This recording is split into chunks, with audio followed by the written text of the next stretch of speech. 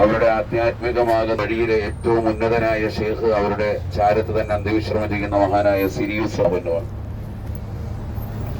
ഒരുപാട് ലധുന്യായ ഇൽമുകൾക്ക് അല്ലാഹു സുബ്ഹാനഹു വ തആലയിൽ നിന്ന് ലഭിക്കുന്ന രഹസ്യമാകുന്ന അറിവുകൾക്ക് വലിയ തൗഫീഖ് കിട്ടിയ മഹൽ വ്യക്തിത്വമാണ് മഹാനാകുന്ന ജുനൈദുൽ ബഗ്ദാദി റളിയല്ലാഹു അൻഹു. പലപ്പോഴും അദ്ദേഹത്തിന്റെ ശിഷ്യഗണങ്ങൾ അദ്ദേഹത്തിൽ നിന്ന് കേൾക്കുന്ന അറിവുകൾ കേട്ടുകൊണ്ട് എല്ലാവരും അത്ഭുത പരതന്ത്രരാകലുണ്ട്. ഖുർആന്റെ വിശദീകരണം ചോദിക്കുമ്പോഴും ഹദീസിന്റെ വിശദീകരണം ചോദിക്കുമ്പോഴും മണിക്കൂറുകൾ നീണ്ടതാകുന്ന പ്രസംഗങ്ങൾ കേട്ടുകൊണ്ട് എല്ലാവരും അത്ഭുതം കൂറുമ്പോൾ അവർ ശിഷ്യഗണങ്ങൾ പലപ്പോഴുമായി ചോദിച്ചു, അല്ലയോ ശൈഖുകളെ, നിങ്ങൾക്ക് എവിടുന്നാണ് ഇത്രയേറെ ആഴത്തിലുള്ള പരന്ന അറിവ് നിങ്ങൾക്ക് ലഭിച്ചിട്ടുള്ളത്?